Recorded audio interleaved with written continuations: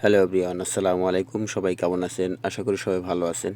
তো আমি রাতে কাজ শেষ করে বাসায় যাওয়ার পথে হঠাৎ করে রাস্তায় দেখতে পাইলাম যে একটা পিকআপ মানে কভার ভ্যান টাইপের একটা গাড়ি পল্টি খেয়ে পড়ে আছে রাস্তার ভিতরে। তো এটার মূলত কাহিনী হইছে, এটা হইছে আপনার উত্তরা 18 নম্বরে বলা যায়, বা এটা হইছে মেট্রো রেলের ইয়েতে। তো এখানে হইছে এই পিকআপটা পল্টি খাওয়ার পেছনে কারণ হইছে একটা অটো গাড়ি, রিক্সা ওটার সামনে দিয়ে দ্রুত পারাপার হচ্ছিল। তো এইভাবে ও কন্ট্রোল না করতে পেরে রাস্তার ভিতরে পল্টি খেয়ে পড়ে গেছে। তো আপনাদের কাছে একটা বিষয় শেয়ার করা, সেটা হলো আমরা যারা রাস্তায় চলাফেরা করতেছি তারা অবশ্যই কোনো কারণেই তাড়াহুড়ো করব না। ইভেন যারা মোটরসাইকেল চালাচ্ছেন তাদের জন্য তো এটা সবচেয়ে বড় একটা বিষয়, কারণ মোটরসাইকেল কিন্তু প্রচুর পরিমাণ অ্যাক্সিডেন্ট হচ্ছে। তো আমরা সাবধানতা সবাই অবলম্বন করব, প্লাস হাতে সময় নিয়ে একটু বের হব যাতে আমরা এই দুর্ঘটনার থেকে বাঁচতে পারি।